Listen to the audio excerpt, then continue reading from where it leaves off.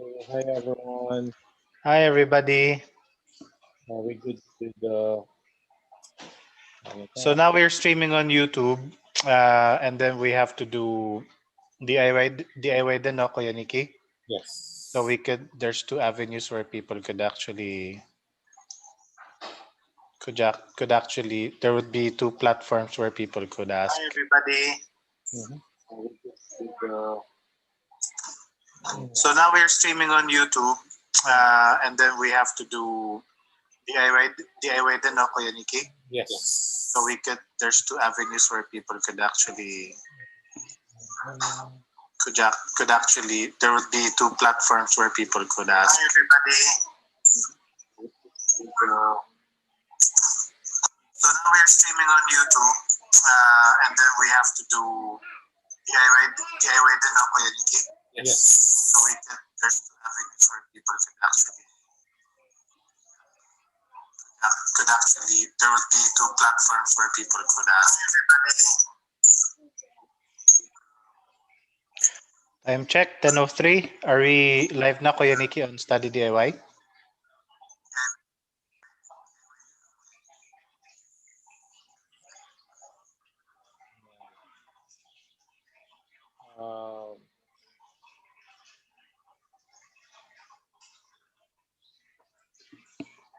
Um, I'm just checking everyone to make sure that everyone's logged into Zoom. Once again, Vladimir, thank you. Okay. Can you guys hear me in YouTube then? The link in YouTube? It's kasi nandun sa sa WhatsApp namin. Pinost ko yung link. Sure mo. Paano natin? Try to share it sa Sun-Cor. Okay, I'll try to share it sa DLI.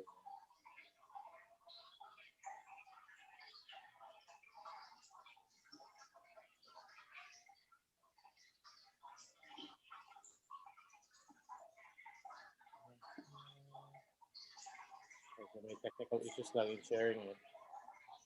Just a second.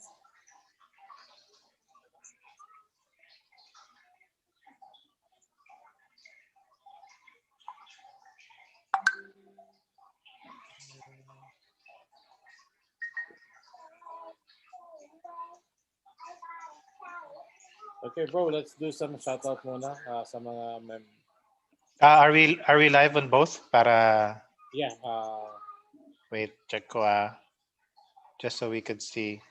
Study DIY po, ano? should be under. So on Study DIY, I see see YouTube. Are we live on both? Para Yes. wait, check ko just so we could see. Study DIY po, ano? We need to put the link so that yung mga magko-comment naman sa Study DIY. So on Study DIY, I see YouTube. Are we live on both? Para check ko just so we could see. Study DIY po, ano? We need to put the link so that yung mga magko-comment naman sa Study DIY. So on Study DIY, I see YouTube. Are we live on both? Para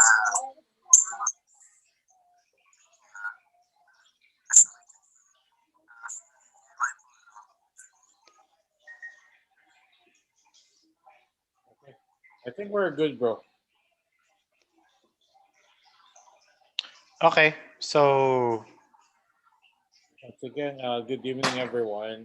Everyone who is live here in Zoom. Magandang gabi. Magandang gabi din sa Pilipinas and kung saan man kayo ngayon.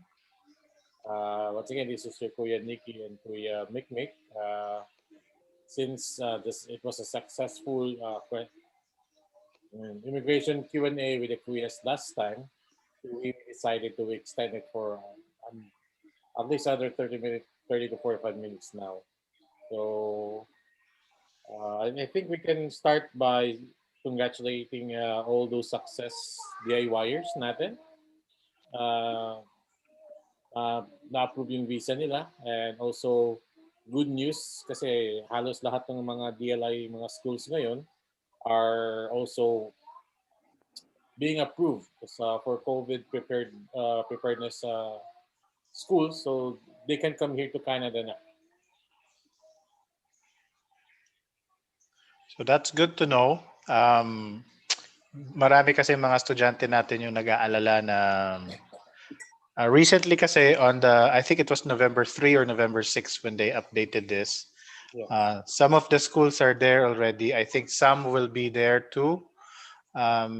Recently, konti lang actually mga Ontario schools during the first batch of approved schools of DLI preparedness, and then ngayon mas dumadami na po. Yeah. And I think in the coming days there would be more schools who would be deemed COVID prepared.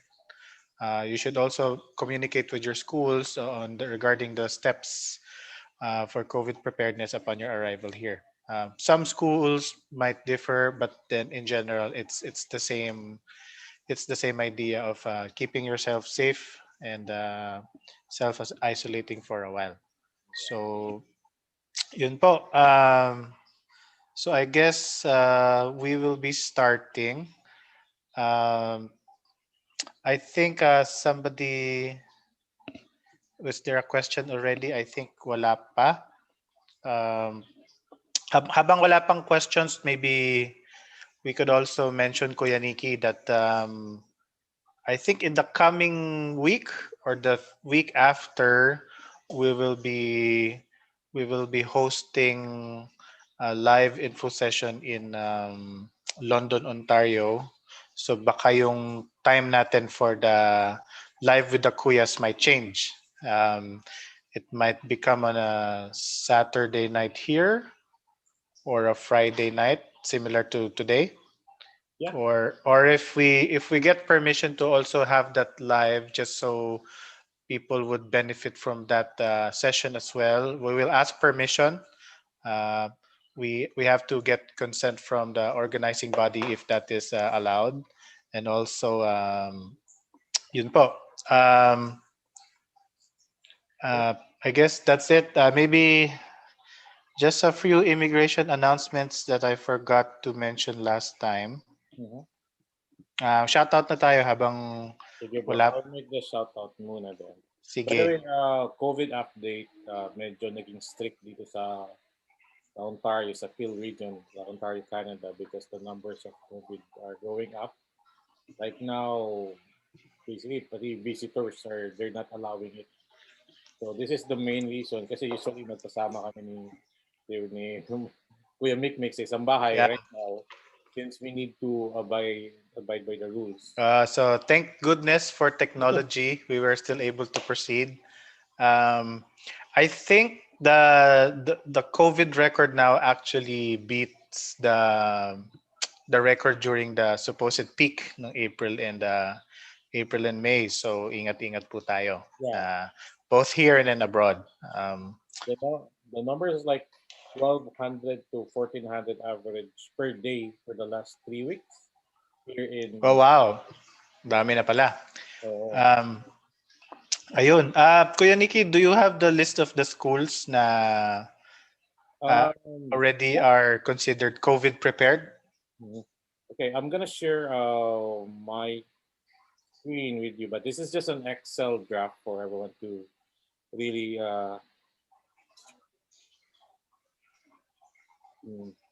these are mga DLI schools naman to. I'm gonna put it per region. But be careful because some of them are private colleges. They said yes. they are DLI and they're also approved that to offer international studies, and they are accepting international students then. But be careful, double check if it's a public or that offer PGWP or if it's a private school. Okay. So for Ontario, we can probably create a screenshot. So these are the colleges in Ontario na approved na as of November 3. Okay, so I see the big universities, the big colleges as well. Hmm? I believe in the coming days and weeks there would be more. Yeah, ang target naman talaga ng ano is lahat ng public colleges can or alam mo yun, can apply for it para they can let the student come here in Canada na. So, Yes, yes. so for Alberta, so this is the schools in Alberta, medyo marami-rami. I can just scroll down slowly so that you can have a screenshot or you know. At a quick glance, I see that there are private schools. Just to reiterate, ano po yung sinabi ni Kuya Nikki, private schools can be a designated learning institution which allows you to apply for a Mhm. study visa and a study permit, but it doesn't mean that a private school would be qualified for postgraduate work permit after your graduation. This is one of the problems faced by some of our fellow students right now.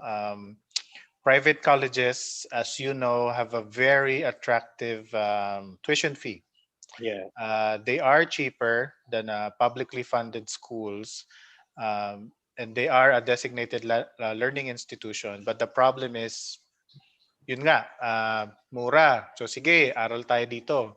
But yung mga estudyante natin, akala na if it's a DLI, automatically it becomes, you are entitled for a postgraduate work permit after.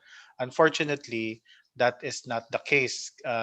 We have students now scrambling to switch schools kahit na naka 1 year, 1 semester, 2 semester na sila. So effectively, yung natipid nyo, hindi pala kayo nakatipid kasi you'll end up studying in in a public school just so you could avail of the PGWP after. So yun lang po. A quick commercial into this Excel file just so Yes. we get reminded of this. We always remind people, but then again, unfortunately, some might have forgotten it and got excited with the more affordable tuition fee. So yun po. Okay. So yung next naman is Manitoba. So these are the schools in Manitoba. Uh, this is as of November uh, 3. So every 2 weeks, nag-update sila mga schools. So we already got some confirmation from most of the colleges. They said that they already have the approval, pero yung name ng school will be included on the next update. Mhm. So this is a Manitoba. Just quick lens for British Columbia. Sorry. Okay. So for British Columbia, ito yung mga schools. Nandun, na-approve na pwede na silang mag-accept ng international student to come here in Canada. Nandyan yung Okanagan College, yung mga sikat sa University of British Columbia, Vancouver Community College. So yun. This is British Columbia, Nova Scotia. These are the schools in Nova Scotia as well. Like I said, you need to check if the school is public or private, or it's BGWP eligibility or not. Okay. So for PEI, this is the schools na sikat doon na na-approve for PEI, even for COVID preparedness that will accept international students. So, and this is for New Brunswick. Okay. Madami-dami na rin pala yung mga schools, Kuya Nikki. I'll try to get a list. Maghintay lang tayo ng yung updated sa November 16. And then I'll try to gather up the list and post it in the group para at least may idea kayo. Na dati kasi natatakot sila na baka di kami makapunta dyan kasi may online lang yung klase. Masasayang ang oras ng mga partners namin na naka-OWP. Hoping for the OWP, yes. Yeah. Okay, I think... may isa pong question here from Miss Anna.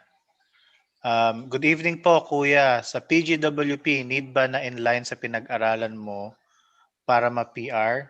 So, siguro just to clarify your question, are you asking is the job you need to find after graduation related to what you studied? It depends. The answer is it depends. For PGWP purposes, you don't have to find a job that is related to what you studied. Basically, for your PGWP application, you just have to show proof that you have successfully completed your program when you apply.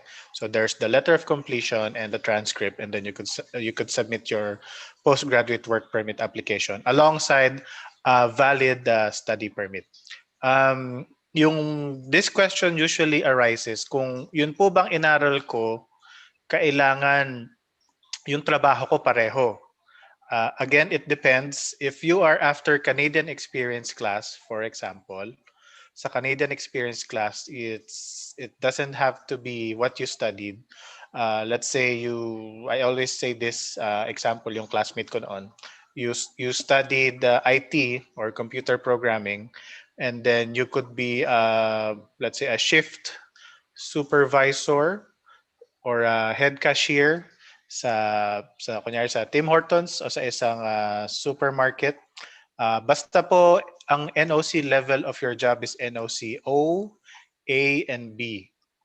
This B being the minimum. Ito po yung mga requirement ninyo to qualify for Canadian experience class. The only time it matters kung ano yung inaral niyo at yun ang trabaho nyo is in some provincial nomination programs. That's the only time where what you studied has to be in line with what your work has to be in line with what you studied.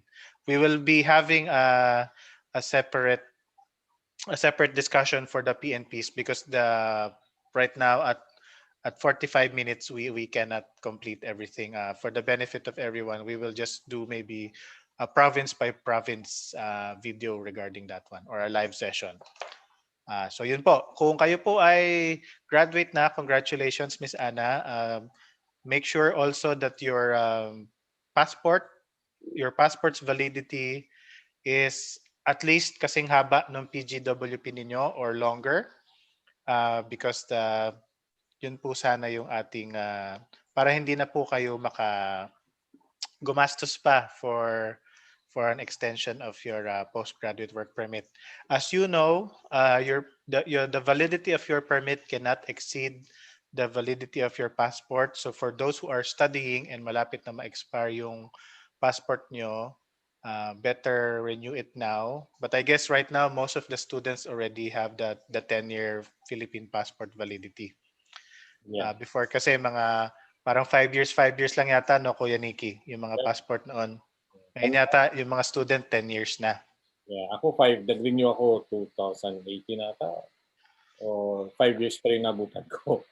Ako rin 5 years eh. Nag-renew ako 2016. So actually, malapit na pala mag-expire yung passport ko. Yeah. At saka bro, just to add, hindi naman kailangan isagad mo yung yung pagre-renew ng passport.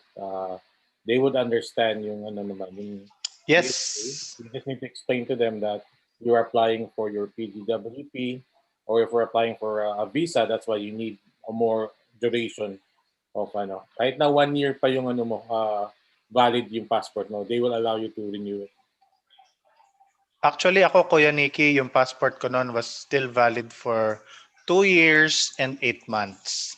Pero sabi ko, nung pumunta ako sa embassy or consulate dito sa downtown Toronto, tinanong ako ni ate, sabi, bakit ka magpapalit ng passport? And then I had to explain, like you said, sabi ko, kasi po yung permit hindi pwede lumagpas sa so magagastusan pa ako, madodoble yung gastos ko, passport renewal, and then PGWP extension, kaya sabi ko para makamenos, ire-renew ko na. And pumayag naman sila. If you are here, pag nagsabit na kayo ng renewal, wag niyo munang pabutasan yung passport ninyo.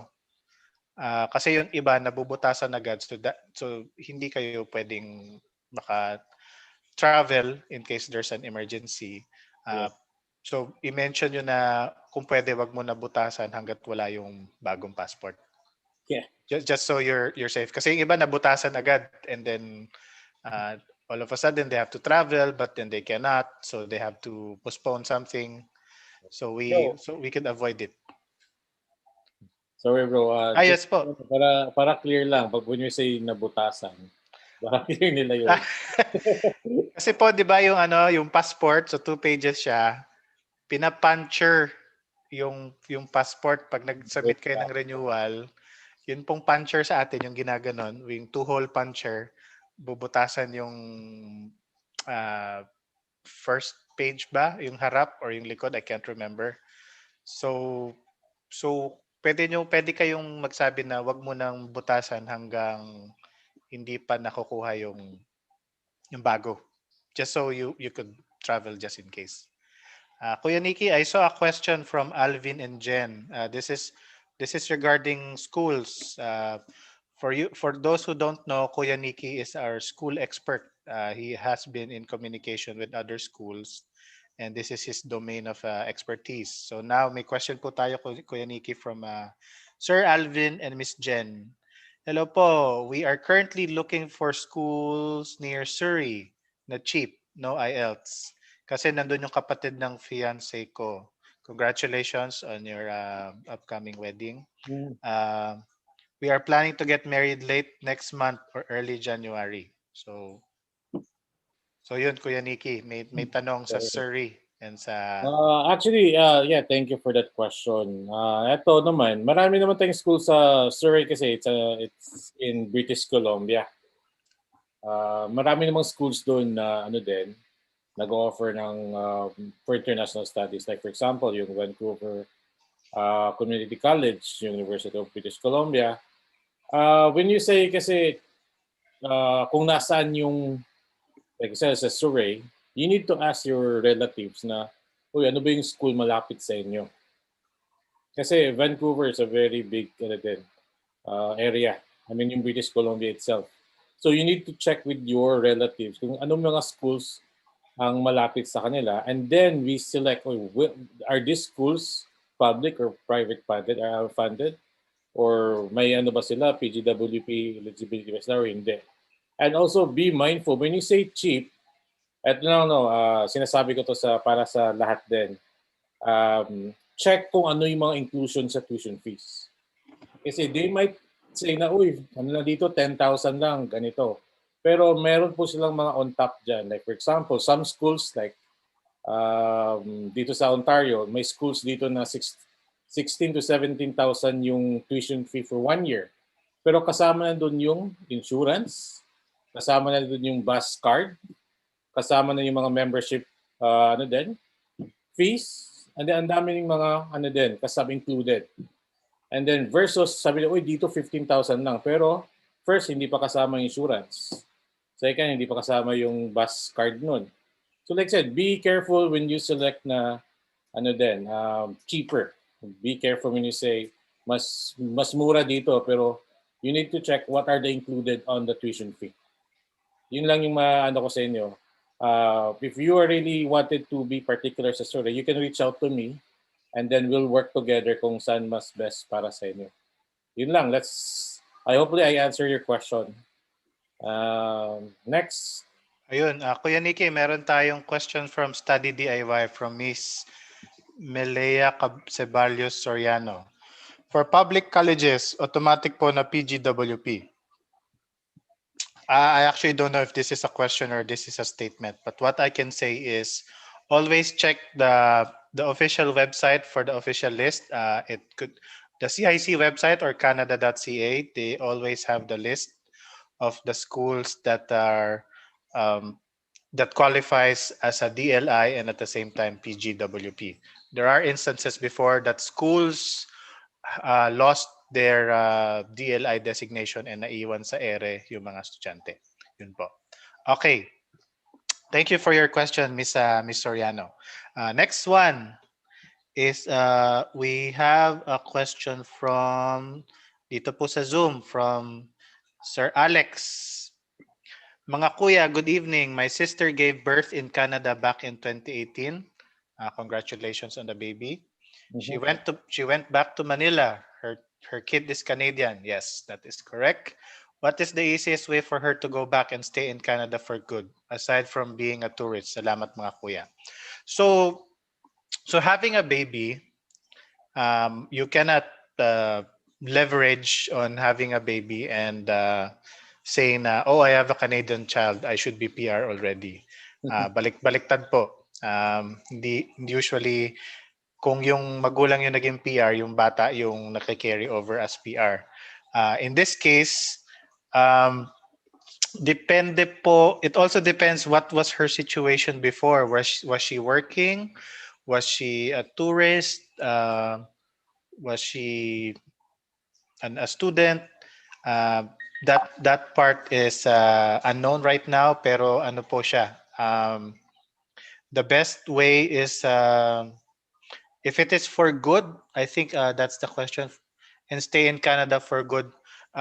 There are the economic classes in express entry. There is the provincial nomination.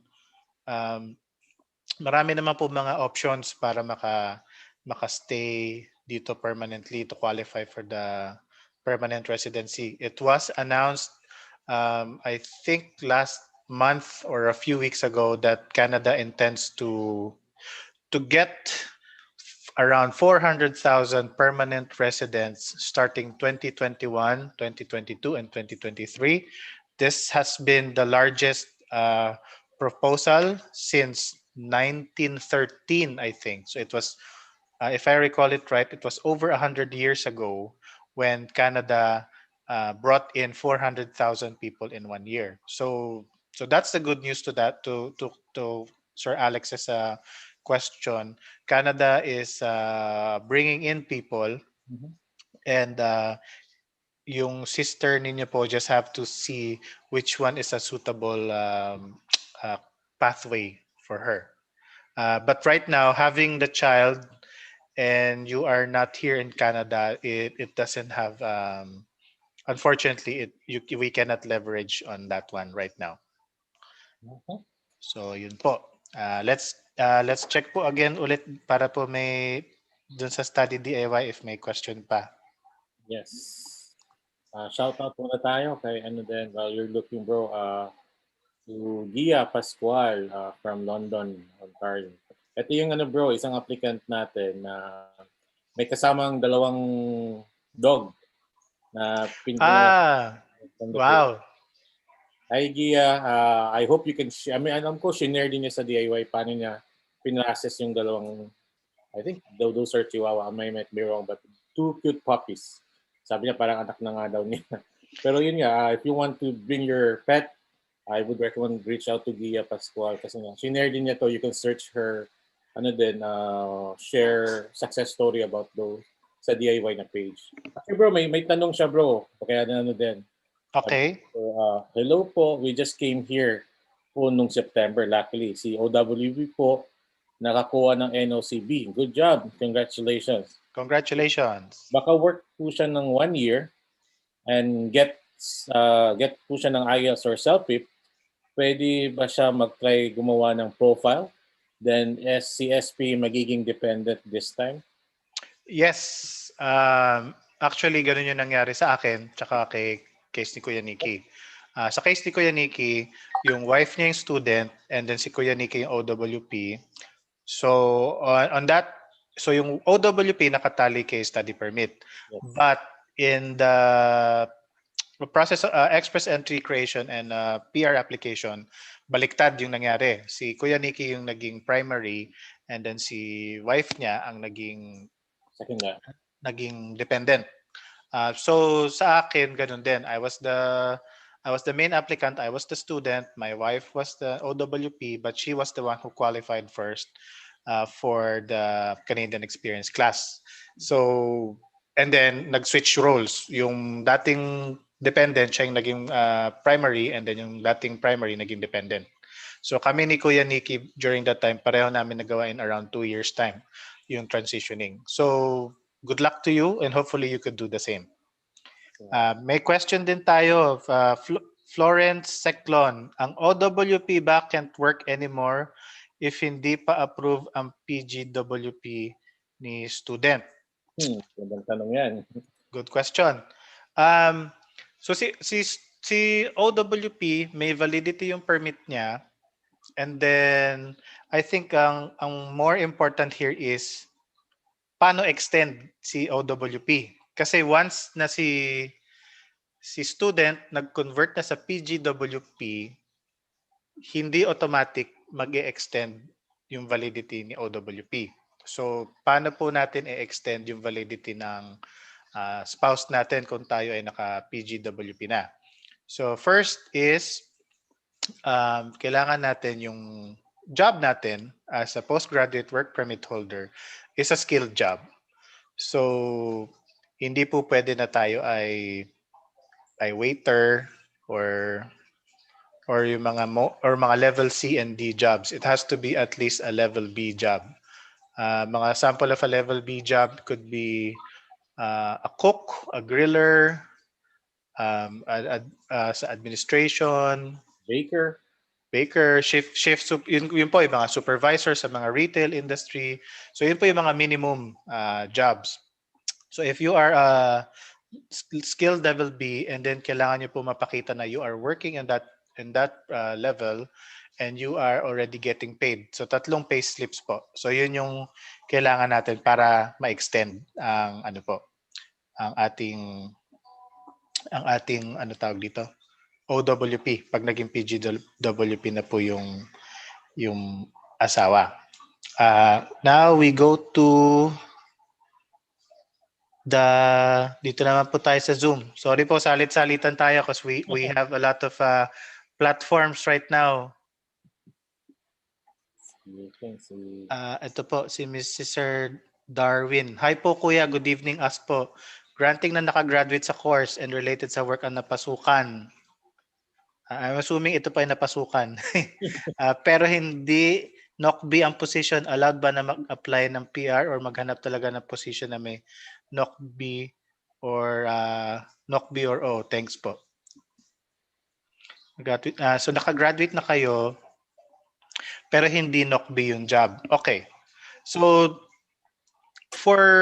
like I said earlier, there are different pathways to become a permanent resident in Canada. Yeah. So ang mga students, ang normal progression is you study, you work on a skilled job, and then you qualified for Canadian Experience class. But unfortunately, for some, hindi sila dun pumapatak. It could be because they might be affected by their age or let's say they just can't find a job. Doon papasok yung provincial nomination. This is where there are more hands-on jobs that are level C and D where somebody might qualify. You could be somebody as simple as a meat cutter, a general laborer in construction, a truck driver, yung sa mga a welder, assembler.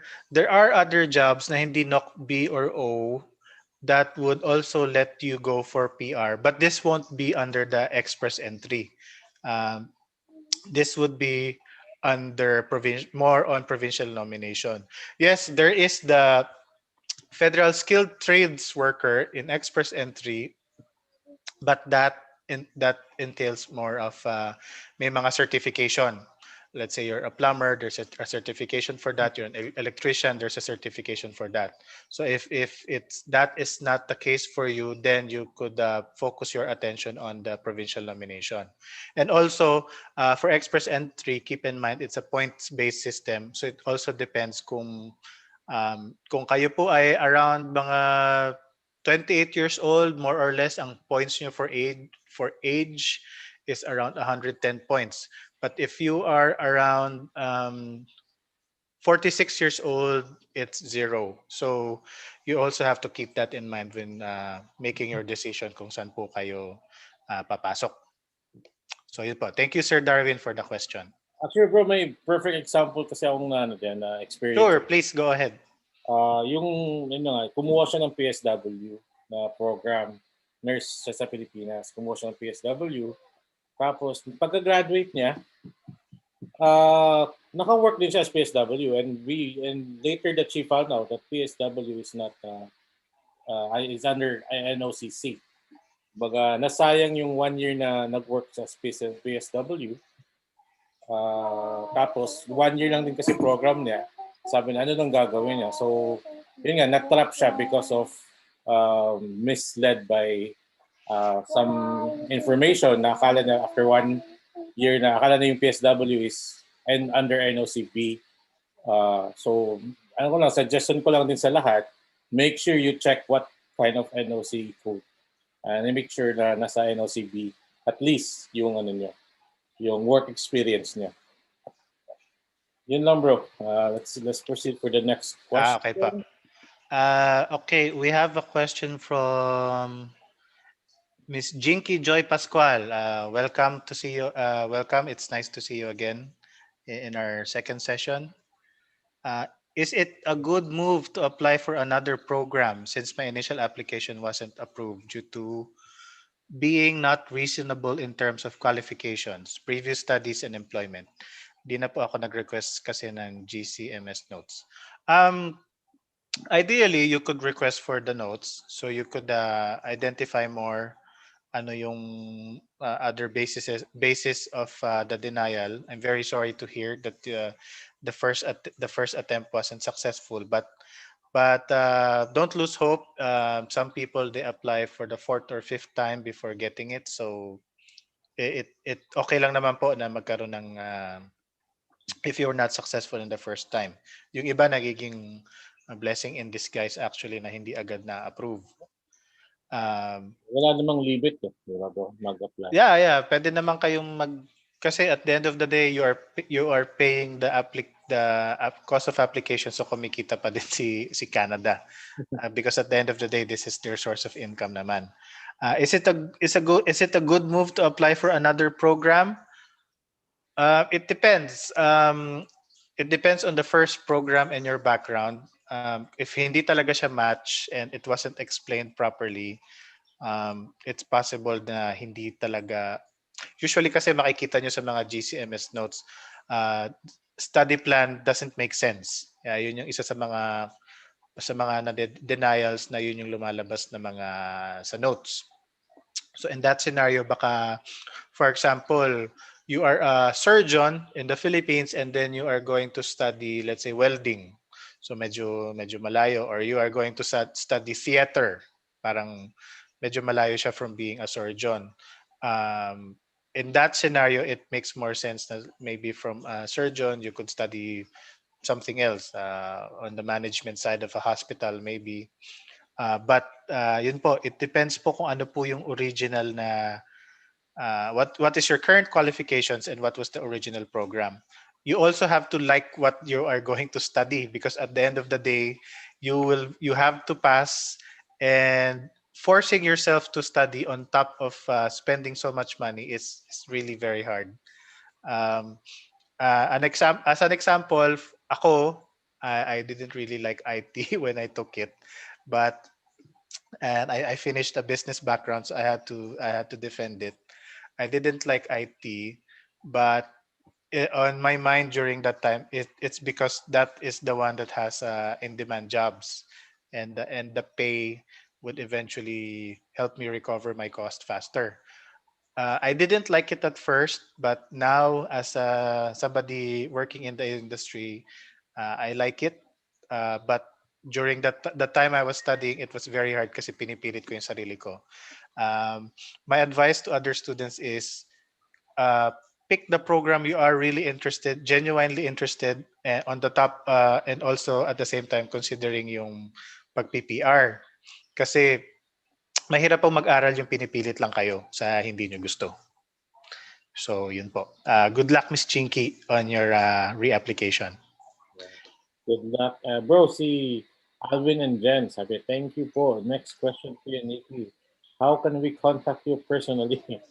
Ayun. So, si Kuya Nikki, they could actually email, I don't know, how do you prefer to tackle this, Kuya Nikki? Ano na rin bro, opportunity ko na rin to humingi ng thank you pala for the greetings. Sa lahat na nag-greet ng birthday ko noong November 10. Yes, belated happy birthday, Kuya I just want to say Nikki. thank you. Hindi mo na ako nakapag-reply kasi busy din. But I would like to say this. Thank you very much for remembering. And also, pasensya na rin po yung mga hindi ko na-replyan on my personal main inbox kasi medyo marami din po. I would really recommend if you can contact Sun-Cor. Like I said, we help you process the LOA for free. And for more details, just contact Sun-Cor. Just visit Sun-Cor FB page, and then Or they could also do messenger, tama Kuya Nikki? yeah, you can do the messenger, Sun-Cor messenger at the Facebook. Or, Pero you can reach me out also sa personal din sa sa tawag ito sa DIY na page. Nandun lang naman ako all over the place any time of the day. Trying to read out everything, but as much as we also have our personal side then. Now we need to take care. Yeah, you can reach out. okay. Kuya Nikki, may isa pang question from Sir Radimir. I think this one, you would be the best person to answer this. Hello po, where is the best public and in the same time cheap school for accountancy near in Mississauga? So So, what are the colleges in Mississauga? Basically, nandito, Sheridan, Lambton, Canador, yun lang yung nandito sa Mississauga na alam ko na nandito. Pero close by, which is yung Ontario, yung Toronto area, it's just like 30 minutes drive. Nandun din yung yung Humber, yung Seneca, yung Centennial. Like I said, most of them offer accountancy programs.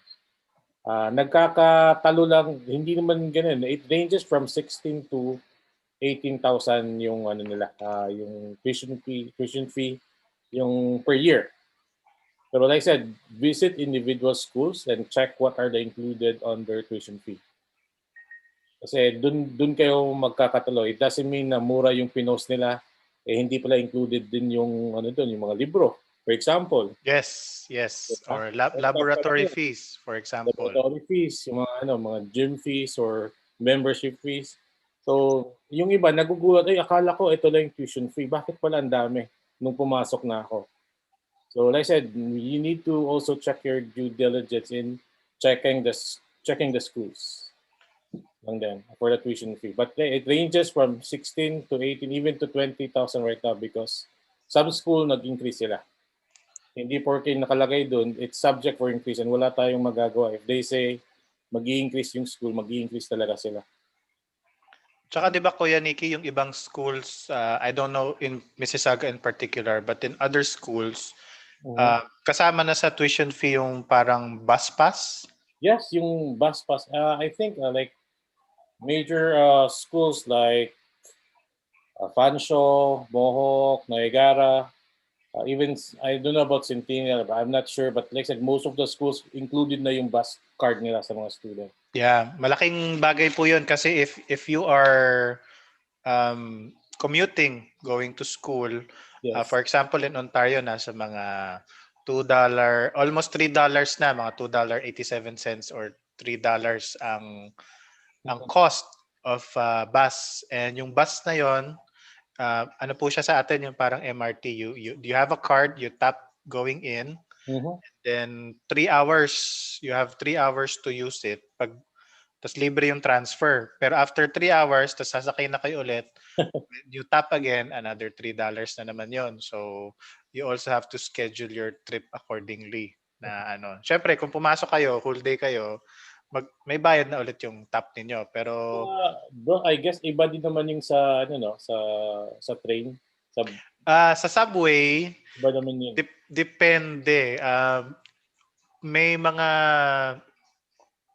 mga stations na, let's say bumaba ka sa station na yon, diretso ka na sa subway pababa.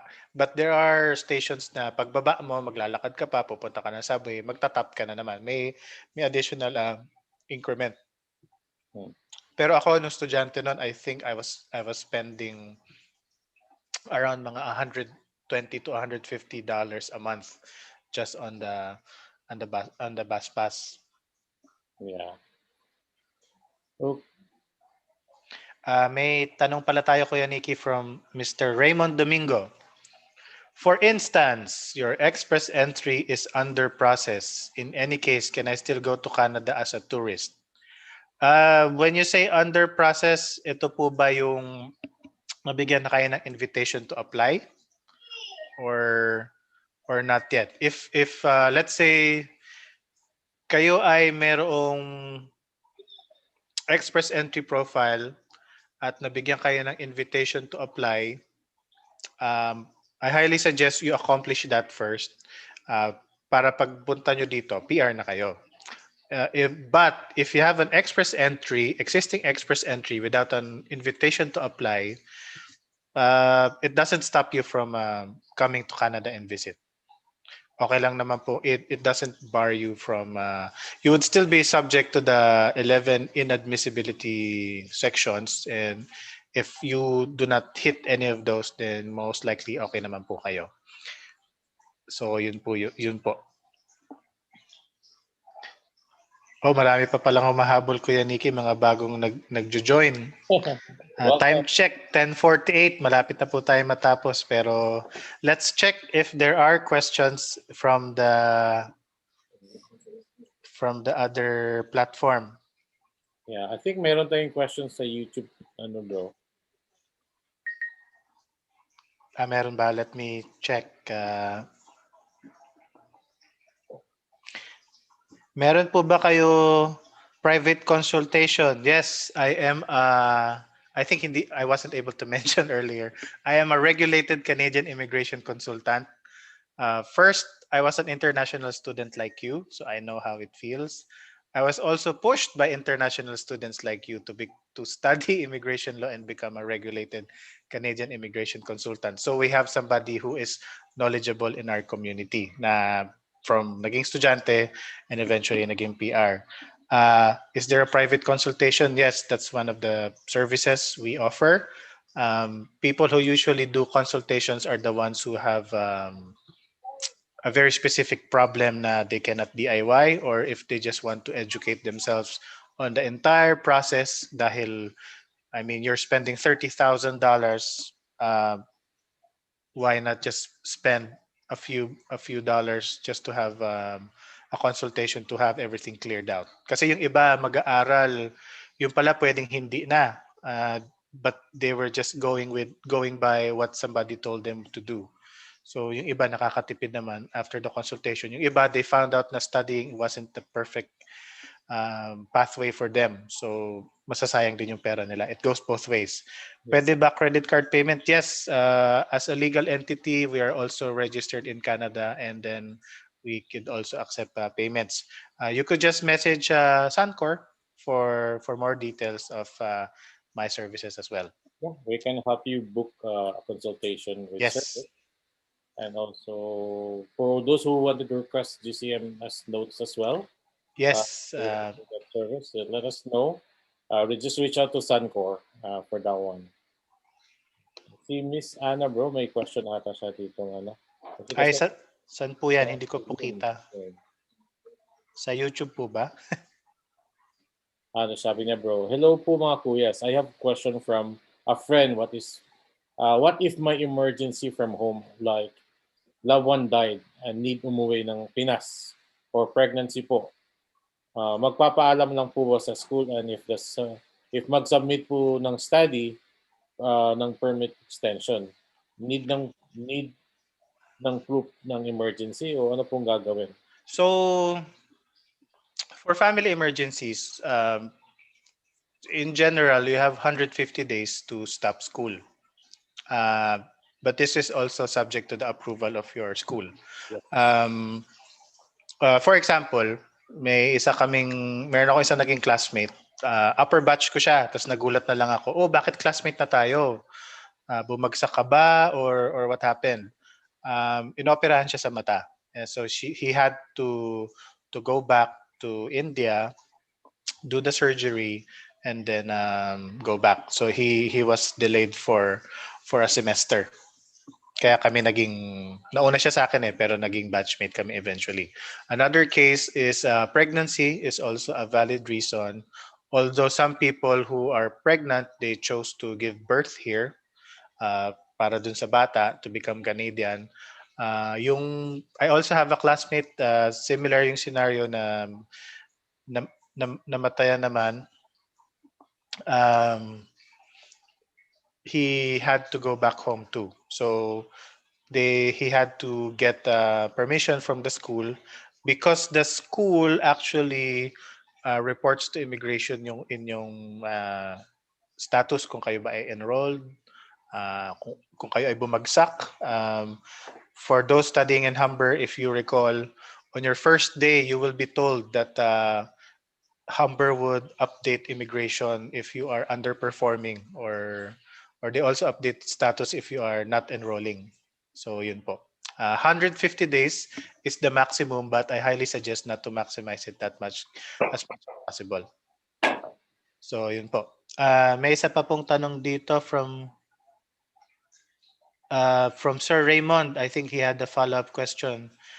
I understand that express entry is under point system. May points ba yung history ko visiting Canada? Unfortunately, there is no points under the comprehensive ranking system for visiting Canada. The only thing you could establish there is you went in, you went out without causing any trouble. It would matter if you actually stayed for 180 days or 6 months cumulatively. And during your application for express entry, by the time you are given an invitation to apply, you actually need a police clearance in Canada kung nagstay kayo ng ganong katagal dito. So yun po.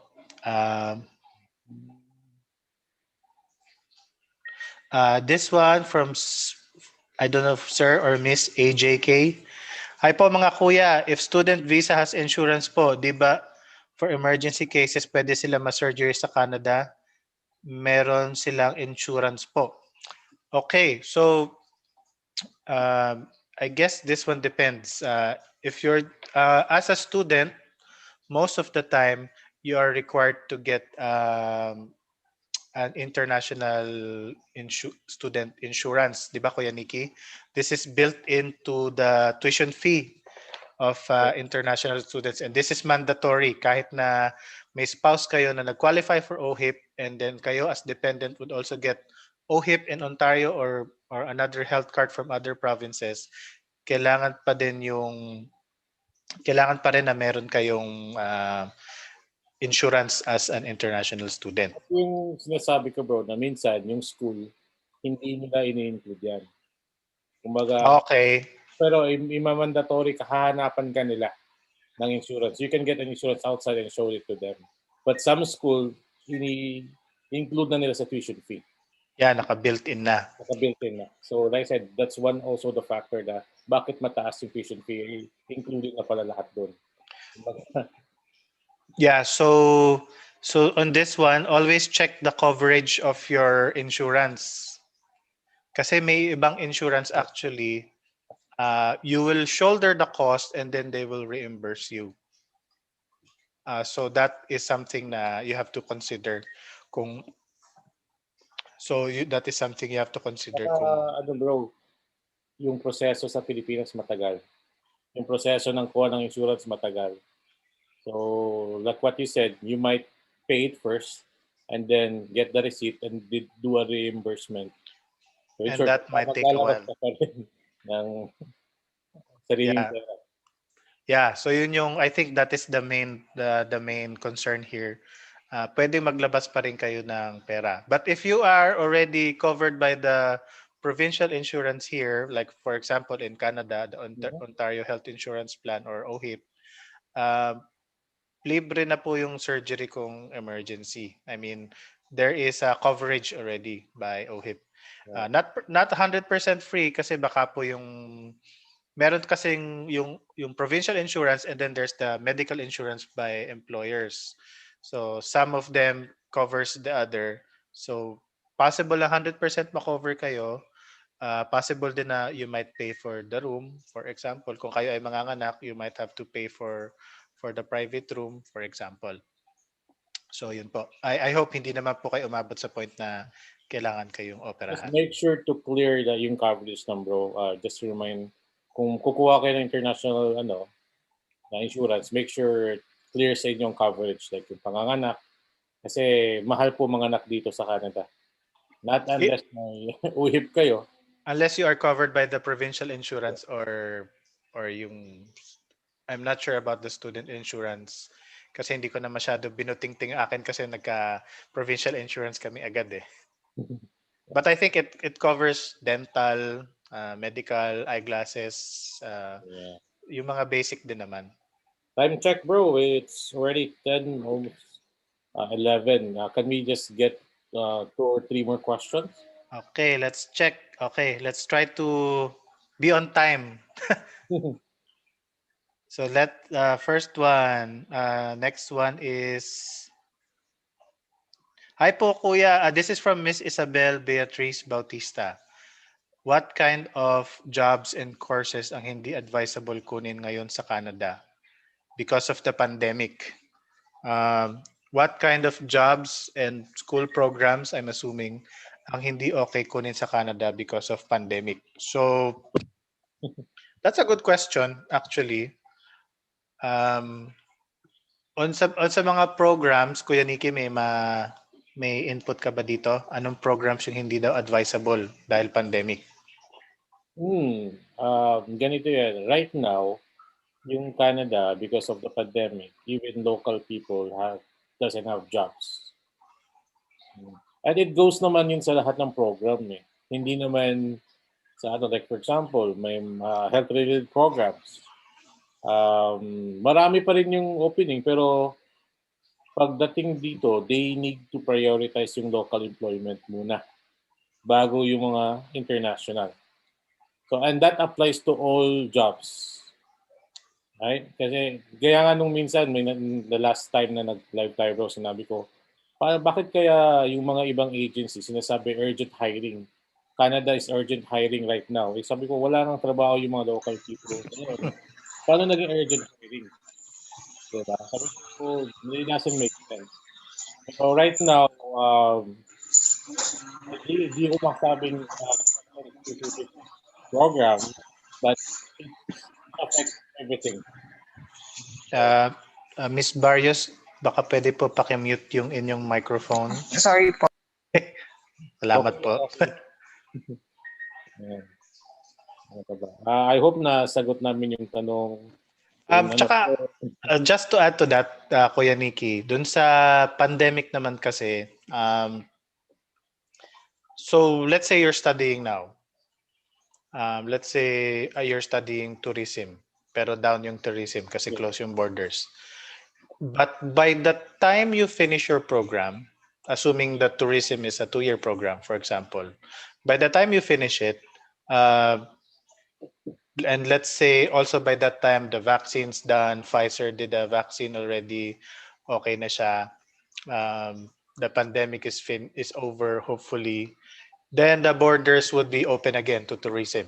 And then the people who were so frustrated they weren't able to travel will start traveling again. So by the time na you're finished and you're looking for a job, then it's going to be one of those businesses na affected by the pandemic but would also be recovering. So I guess it also depends on the timing. Right now, if you're already studying, we just have to wait and see for the reopening of the borders and the economic recovery of Canada. The good news is the Minister of Immigration has announced that immigration and getting more people outside Canada is one of their plans to recover as part of the economic recovery plan. Basta lang din, due diligence na din to check the job prospect of your program. Check also kung sa area kung saan kayo nag-study, kung meron kayo makuha ang trabaho doon sa area din na pinag-aralan nyo. Example, mag-aral ka ng aircraft maintenance. Make sure na may yung ano mo is may airport ka, alam mo yun, yung market ng ng job mo is competitive. Hindi yung ano lang, graduate ka, hirap ka naman maghanap ng trabaho. Pero minention nga ni Kuya Micmic kanina, hindi naman kailangan kung anong natapos mo, yun ang magiging trabaho mo. As long as it's under NOCD, or And express entry. yes. Ang dami ngayon kasi nga, yung nag-graduate ng April bro, di ba, dahil pandemic, nag-apply sila ng PGWP, wala silang mga trabaho. Yes, that's Lalo na sa the mga tourism, reality. diba? Yung mga tourism graduate, yung mga business management graduate. So ngayon, nag-apply sila sa fast food chain, sa mga, ano din, restaurant, as bakers, cook. As long as makakuha lang sila ng yung 3 pay stubs, bro, para ma-extend nila yung open work permit nila na partner. Ng spouse nila, yes. Ito, Kuya Nikki, may question pa, mga pahabol before we end. Si Miss Hanily Gapus, in behalf of my friend po, may tutulong po sa kanya magkaroon ng study permit. Pero she will sa friend niya, siguro, wait lang, medyo putol po yung statement. At magiging part-time niya yun. Bali SDS filing po. If happen po na hindi niya matapos yung studies niya at in-employ siya ni friend niya, magkakaproblema ba yun sa pag-apply ng work permit? Okay, so I'm assuming siguro caregiver to. This is a typical question for a caregiver scenario. For example, your friend helped you to get a study permit.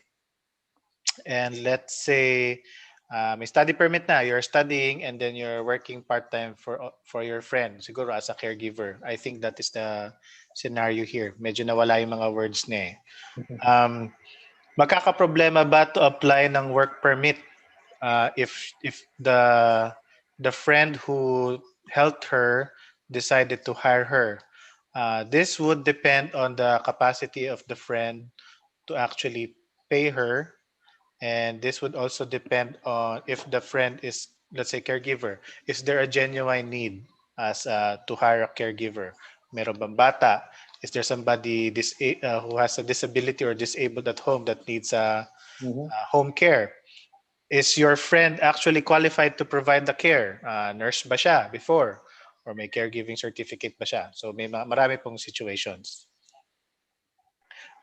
Next one from sino to? From Isabel Beatriz Bautista. Follow-up lang to this question.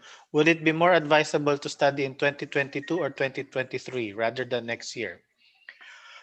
That's a good question. But the first question I have to ask you regarding that question is, how old are you now? Because time is ticking. And if you are targeting express entry, your age, if you are, let's say, around 33, 32, every birthday you have moving forward, you are losing 5 points in the comprehensive ranking system. So ito yung point na magba-birthday kang malungkot ka kasi bumababa yung points mo. That's one of the unfortunate situations for those in their 30s onwards. So is it advisable to study 2022 and 2023? Yun nga po, it depends also on what you're studying. If you are already financially prepared, how old are you?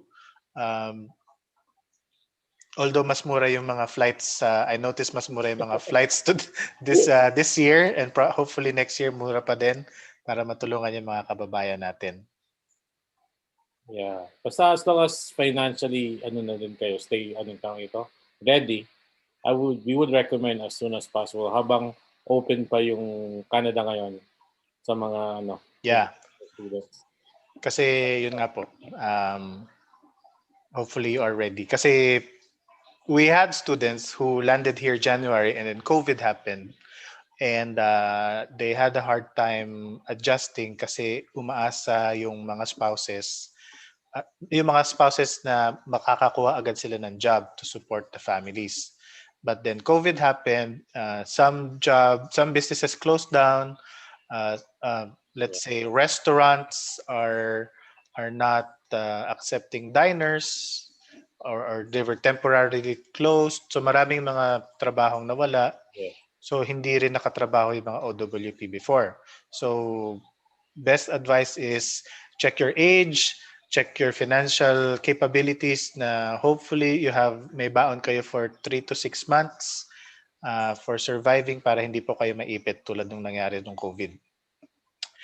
Next question, si from Waji Rona. How true po na merong mga programs na under sa PGWP but the school is not? May ganun po ba? So, you have to check, first you check the school if they are a designated learning institution. Second is you check if they are PGWP qualified. The list doesn't go as granular as pati yung program ba PGWP qualified or not. Correct me if I'm wrong, Kuya Nikki, kung ang mga schools natin ay showing the list na pati yung program may PGWP or wala. Usually, it's school-based. Pero kung meron man, you need to be specific and read thoroughly about it. But as far as I know, as an educational consultant, yung school, pag hindi sila eligible, sasabihin, ay hindi siya eligible for PGWP, pero may program silang eligible for PGWP. It doesn't make sense, di ba? Yung school mismo, hindi eligible, pero sabihin ng school na, oy, may program kami na, like I said, meron man, pero you need to read it thoroughly. But like, for Also, example, yung yes. mga private colleges that offers bachelor's degree, Tsaka, I think a good example of this is ESL program. yes. Let's say you studied an ESL program sa isang DLI school na qualified din ng PGWP.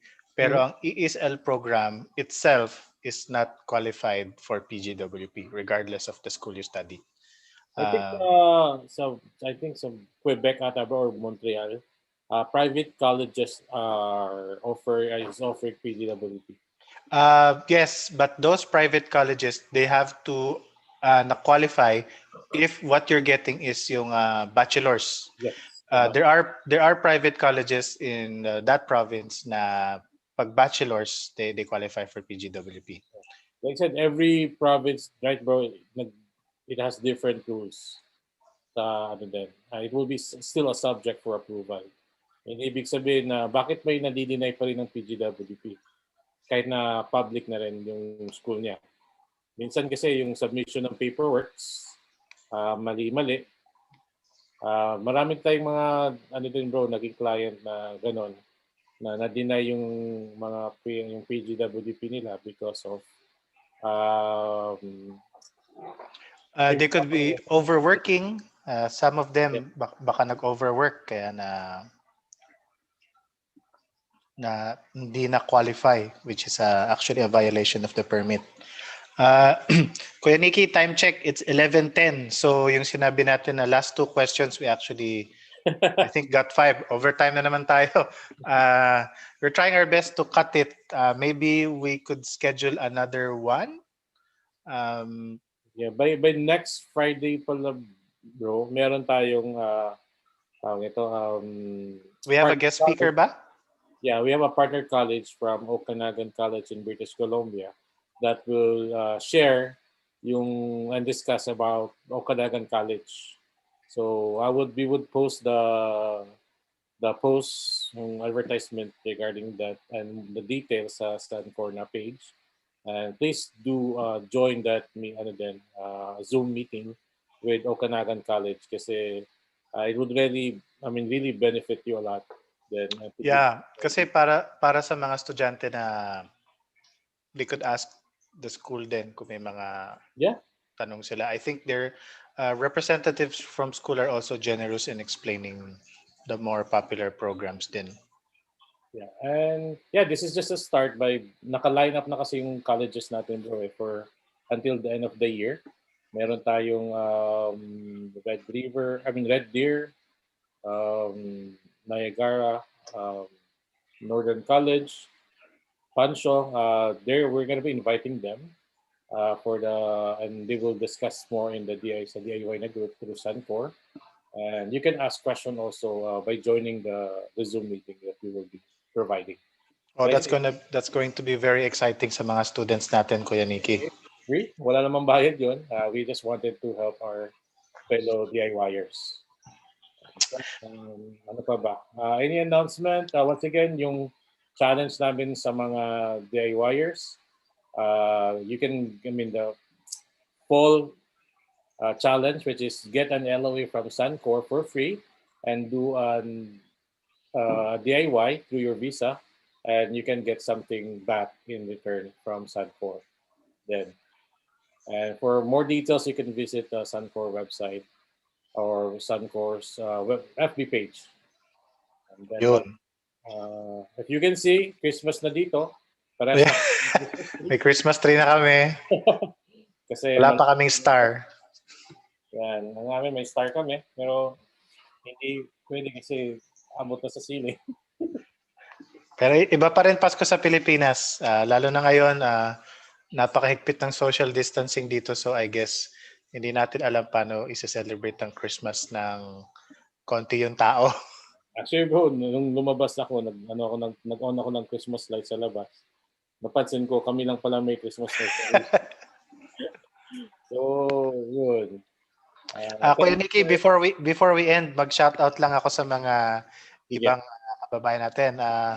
Hi, I just want to say hi to Sir Nelson and friends of US Virgin Islands. I hope you are doing safe there. Miss Ida, congratulations on your PNP Skilled Trades stream. Miss Margaret L, congratulations for your PGWP and OWP PGWP application and OWP extension. Finally, after many months of waiting, lumabas na. To our students and applicants that got an ITA for 2 Wednesdays ago, the 478 CRS draw, congratulations. Sa mga na-approve ng study permit, congratulations. Please join our sister group, Pinoy International Students in Canada. This is a group for Filipinos na student na talaga. This is you're transitioning from the study DIY study Canada permit DIY page, and then if you are already approved of that, punta na kayo sa Pinoy International Students in Canada, so you would learn from the students who are actually here. So yun lang po. Tapos na rin po ang ating parent and grandparent sponsorship. Last November 3, it closed already. Let's pray that those who applied will get picked, because this is a lottery system now, a randomized system of selection. So let's pray na makuha ng mga aspiring applicants yung parents nila. Yun lang yung mga shoutouts ko, Kuya Nikki, and also sa mga natin. So friends all over the world. Yeah, ako naman bro, I would like to reach out din sa mga kababayan natin sa Pilipinas dahil sa bagyong nangyayari. I would offer prayers for you guys na Yes. okay. Sana din, alam ko, from one bagyo to another, and with this pandemic, I know, hindi ko ma-imagine gano'ng kahirap bro, pero our hearts are with you guys.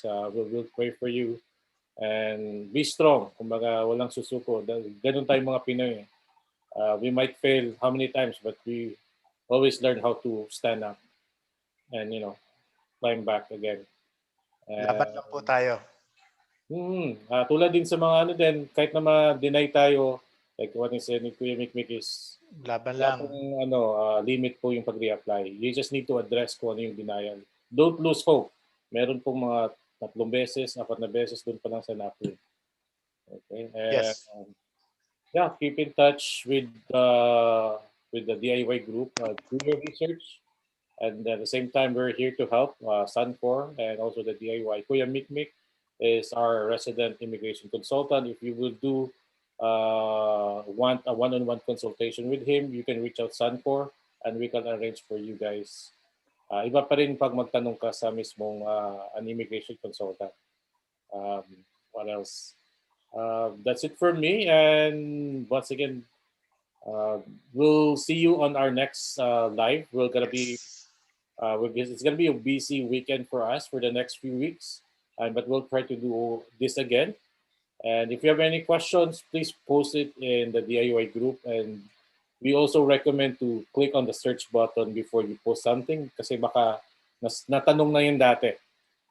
And I Yes, want correct. to maximize. So baka natanong na may sagot and then ano mo yun, hindi mo na kailangan itanong pa ulit.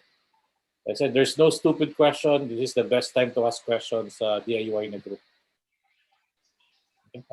Once again, thank you very much. And this is your Kuya Nikki and Kuya Micmic. And we'll see you next time. Have a Thank great you. weekend, everyone. Bye bye. Bye bye.